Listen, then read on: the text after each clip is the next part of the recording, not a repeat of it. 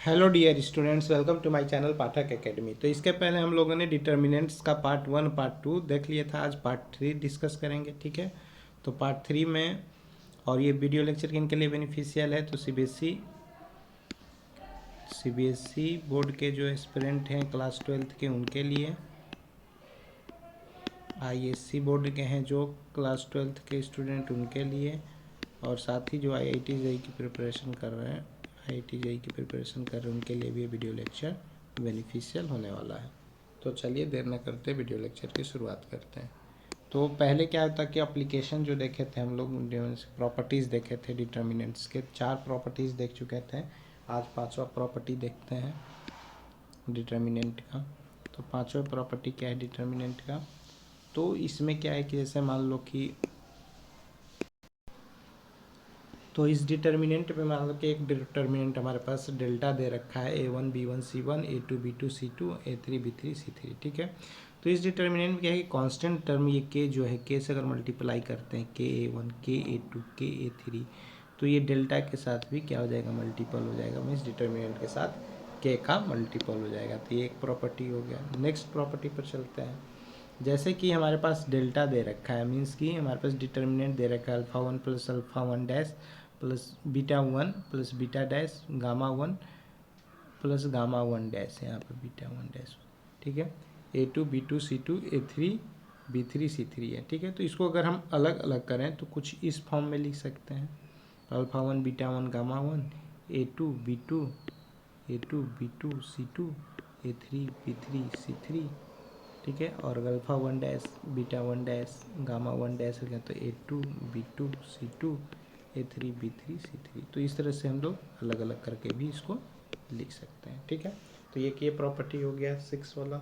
7th property पर चलते हैं। 7th प्रॉपर्टी क्या है हमारे पास, 7th वाला प्रॉपर्टी है कि अगर डेल्टा क्या है आपका, if delta equal to F X है, कोई फंक्शन एफ एक्स में दे रखा है और x की वैल्यू क्या है, अल्फ़ा है, क्या है, x की वैल्यू अल्फ़ा है, तो x की वैल्यू अल्फ़ा उस डिटर्मिनेंट में हम पुट कर देंगे तो जिसके रूट्स क्या हो जाएंगे, 0 हो जाएंगे। तो एफ एक्स यहाँ पे एक पॉलिनोमियल हो गया और x माइनस अल्फ़ा डेल्टा का एक क्या हो गया, मीन्स डिटर्मिनेंट का एक फैक्टर हो जाएगा। तो इस तरह से क्वेश्चन अगर करेंगे हम लोग तो आगे देख लेंगे। अब क्या करेंगे, प्रोडक्ट ऑफ डिटर्मिनेंट देखते हैं। मीन्स 2 डिटर्मिनेंट दे रखे हैं, डेल्टा 1 एंड डेल्टा 2। डेल्टा 1 में हमारे पास इतने यही एलिमेंट है और डेल्टा 2 में ये एलिमेंट है, ठीक है। तो क्या करेंगे कि अल्फ़ा 1 का मल्टीप्लाई A1 का अल्फ़ा 1 से मल्टीप्लाई, B1 का अल्फ़ा 1 से मल्टीप्लाई, C1 का अल्फ़ा 1 से मल्टीप्लाई, फिर B1 का बीटा 1 से मल्टीप्लाई, B1 का अल्फ़ा 1 से, B1 का बीटा 1 से, B1 का गामा 1 से, फिर C1 का अल्फ़ा 1 से, C1 का बीटा 1 से, C1 का गामा 1 से करेंगे मल्टीप्लाई। इसी तरह सिमिलरली इसका भी करेंगे, A2 alpha 2 A2 beta 2 A2 gamma 2, ठीक है। इसी तरह बीटा 2 का भी, B2 का भी करेंगे, B2 alpha 2 B2 beta 2 B2 gamma 2। फिर C वाले सेक्शन में जब जाएंगे हम, C वाले रो में, तो इसमें हो जाएगा C2 alpha 2 C2 beta 2 C2 gamma 2। तो इस तरह से यहाँ पर हमने मल्टीप्लाई कर रखा है। तो यहाँ पर आप देख लो किस तरह से मल्टीप्लाई हुआ है, ठीक है। उसी तरह जिस तरह से बोला उस तरह से मल्टीप्लाई होकर, मैं इसके 2 डिटर्मिनेंट हैं तो उनका मल्टीप्लाई इस तरह से हम लोग कर सकते हैं, ठीक है। आई होप आपको समझ में आ गया होगा। अब आगे बात करेंगे हम लोग डिफ्रेंसिएशन ऑफ अ डिटर्मिनेंट का। मीन डिटर्मिनेंट का डिफ्रेंसिएशन कैसे करेंगे वो भी देख लेते हैं। तो अब हम लोग देखेंगे क्या, differentiation of a determinant, means determinant का अवकलन कैसे होगा, मीन्स कि सारणिक का अवकलन कैसे करेंगे। हिंदी में अवकलन बोलते हैं, डिफ्रेंसिएशन ऑफ अ डिटर्मिनेंट बताते हैं, ठीक है। जैसे कि मान लो कि डिटर्मिनेंट डेल्टा एक्स में दे रखा है, हमारा क्या दे रखा है, डेल्टा एक्स में, और एलिमेंट हमारे A11x A12x A13x A21x A22x A23x A31x A32x A33x, x में फंक्शन में, एक्स फंक्शन में हमारा क्या रखा है, डिटर्मिनेंट के एलिमेंट्स दे रखे हैं। यहाँ पर जो दे रखा है कि वेयर Aij जो है, Ij रो कॉलम को शो कर रहे हैं और फंक्शन एक्स है जो ये, ठीक है, वो डिफरेंशियल फंक्शन है।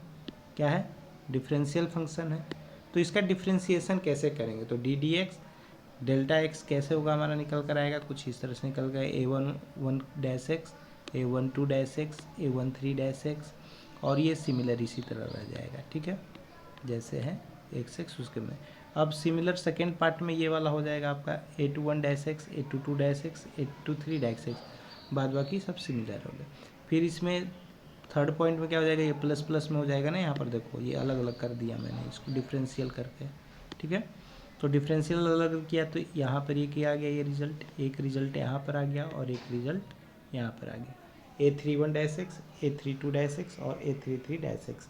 और ये ज़्यादातर अच्छे से कब समझ में आएगा हमें, ये ज़्यादातर अच्छे से समझ में आएगा जब हम इसके ऊपर क्वेश्चंस को सॉल्व करेंगे, ठीक है। क्या करेंगे, क्वेश्चंस को सॉल्व करेंगे।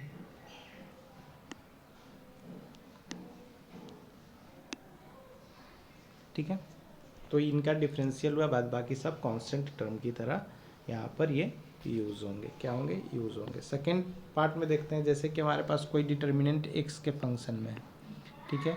यहाँ पे हमारे a11x, a12x, a13x ये सारे एलिमेंट्स दे रखे हैं, ठीक है। मीन्स क्या हो रहा है कि फर्स्ट ये जो टर्म है हमारे, जो भी फर्स्ट रो वाले एलिमेंट हैं, फर्स्ट रो वाले एलिमेंट, इनका डिफरेंशियल हो रहा है। बाद बाकी और सब ये जो a21, a22, a23, a231, a32, a33 ये क्या हो जाएगा एलिमेंट, ये पूरे हमारे कांस्टेंट टर्म हो जाएंगे। क्या हो जाएंगे, कांस्टेंट टर्म हो जाएंगे। तो डिफरेंशियल अब निकाल, जैसे कि फंक्शन ये था, ठीक है। अब इनका डिफरेंशियल निकालें, D D x delta x, तो ये a11 डैश एक्स हो जाएगा, ये a12 डैश एक्स हो जाएगा, ये a13 डैश एक्स हो जाएगा। बाद बाकी जो कांस्टेंट टर्म है उसी की तरह, मतलब सेम जैसे थे उसी तरह उतर जाएंगे, a21, a22, a23, a31, a32, a33। तो इस तरह से क्या करते हैं हम लोग, डिटर्मिनेंट का डिफ्रेंसिएशन करते हैं। तो वन रूल और टू रूल डिफ्रेंसिएशन का हम लोगों ने यहाँ पर देख लिया। अब क्या देखेंगे हम लोग, एक मिनट, अब हम लोग देखेंगे इंटीग्रेशन ऑफ डिटर्मिनेंट। क्या देखेंगे, इंटीग्रेशन ऑफ। तो यहाँ पे अब क्या करेंगे हम लोग, इंटीग्रेशन ऑफ डिटर्मिनेंट देखेंगे। डिटर्मिनेंट का इंटीग्रेशन कैसे करें। मान लो कि हमारे पास डिटर्मिनेंट डेल एक्स फॉर्म में दे रखा है, क्या दे रखा है, डेल एक्स फॉर्म में दे रखा है।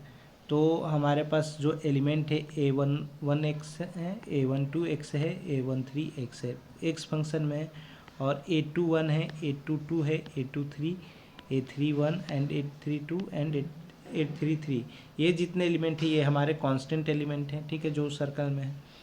और यहाँ पे a11x और a12x और a13x ये हमारा x में फंक्शन है, ठीक है। तो उस डेल x फंक्शन का हमें डिफ्रेंसिएशन करना है। तो सिर्फ डिफ्रेंसिएशन किसका होगा, इस एलिमेंट का होगा, इस एलिमेंट का होगा और इस एलिमेंट का होगा। बाद बाकी सारे कांस्टेंट एलिमेंट इसी तरह रह जाएंगे, ठीक है। सर्कल में कर देते इसी तरह से, बाद बाकी एलिमेंट रह जाएंगे। बाद बाकी इंटीग्रेशन किसका हुआ, a11x का इंटीग्रेशन हुआ, a12x का इंटीग्रेशन हुआ, a13x का इंटीग्रेशन हुआ। तो integration of a11x dx, integration of a12x dx और इंटीग्रेशन ऑफ a13x dx हो जाएगा। तो डिटर्मिनेंट का इंटीग्रेशन हम लोग इस तरह से निकालते हैं, ठीक है। अब चलते हैं नेक्स्ट पार्ट पे, नेक्स्ट स्लाइड पे, नेक्स्ट।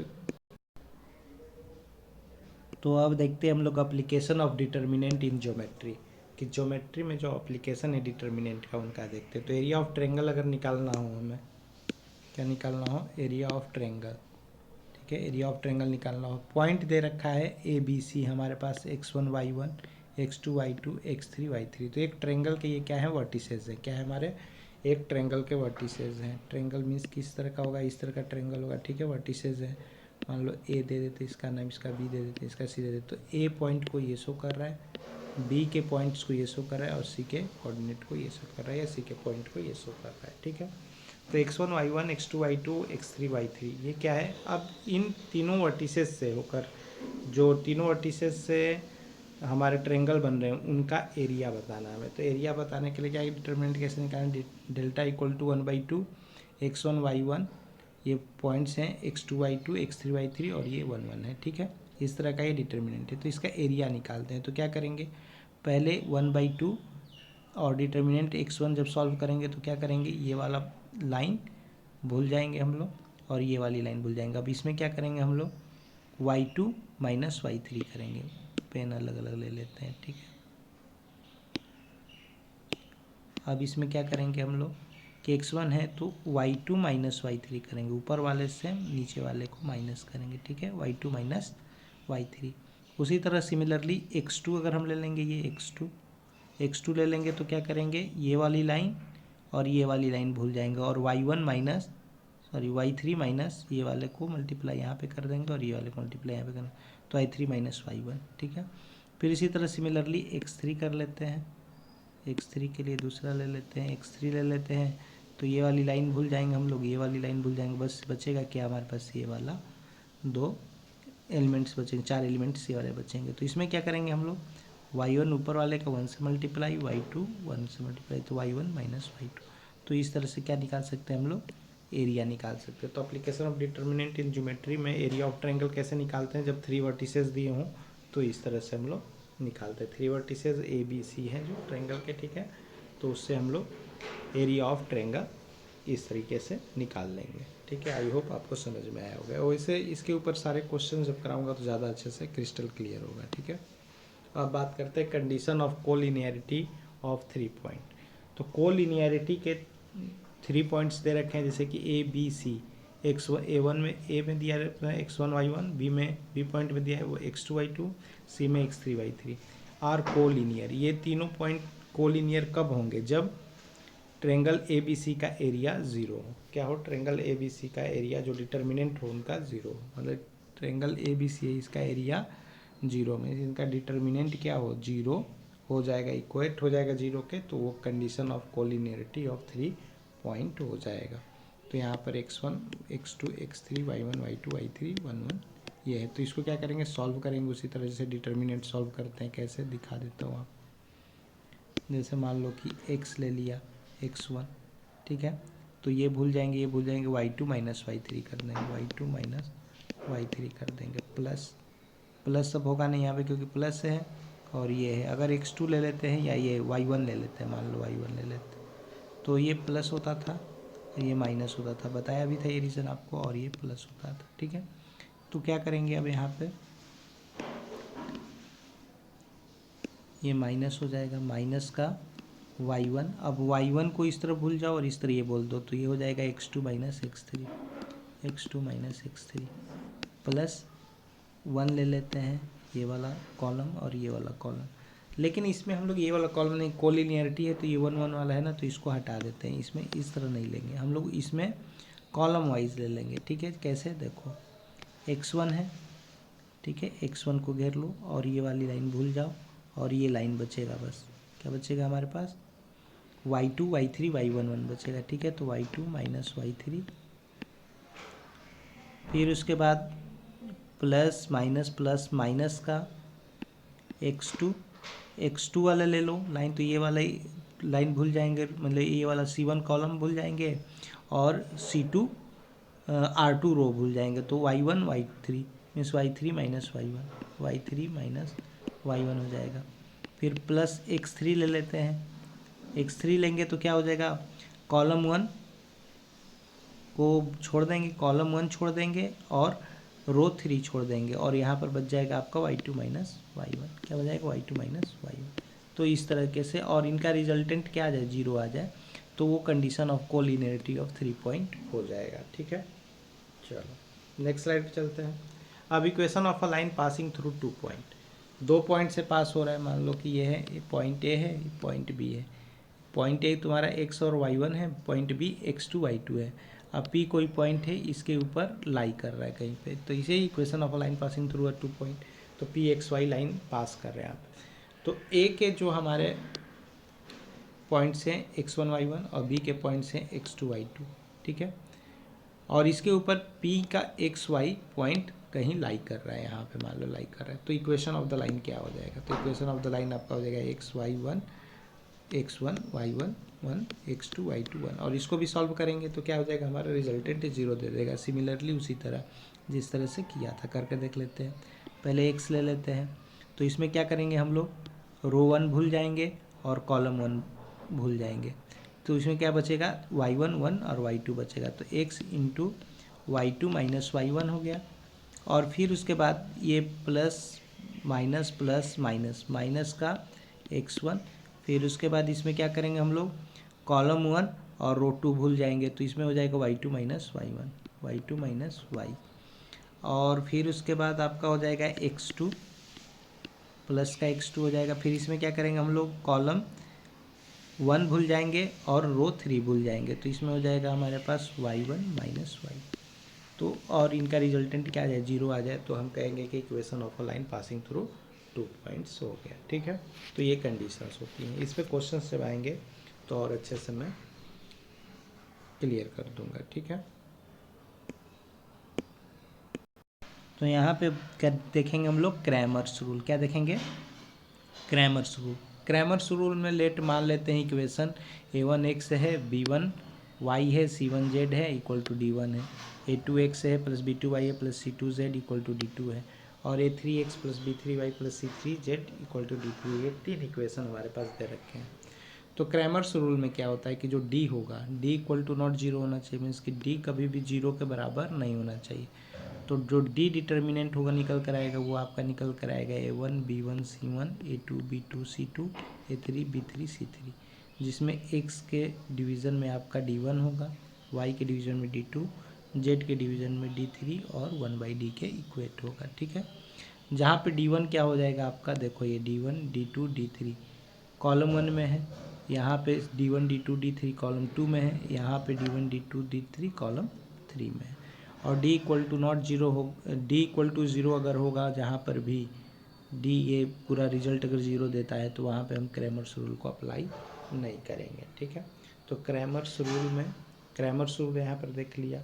अब इसके बाद क्या देखते हैं हम लोग, इसके बाद हम लोग देखेंगे सिस्टम ऑफ लीनियर इक्वेशन। क्या देखेंगे, सिस्टम ऑफ लीनियर इक्वेशन। तो यहाँ पर है हमारे पास सिस्टम ऑफ लीनियर इक्वेशन। क्या है, सिस्टम ऑफ लीनियर इक्वेशन। तो लीनियर इक्वेशन में सिस्टम ऑफ लीनियर इक्वेशन क्या दे रखा है हमारे पास, 3 इक्वेशन दे रखे हैं।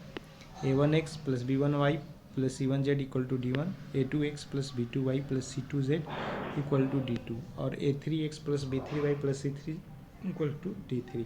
तो यूनिक सोल्यूशन कब होगा, यूनिक सोल्यूशन तब होगा जब x by d1 y by d2 z by d3 equal to 1/d के बराबर हो और d equal to not zero.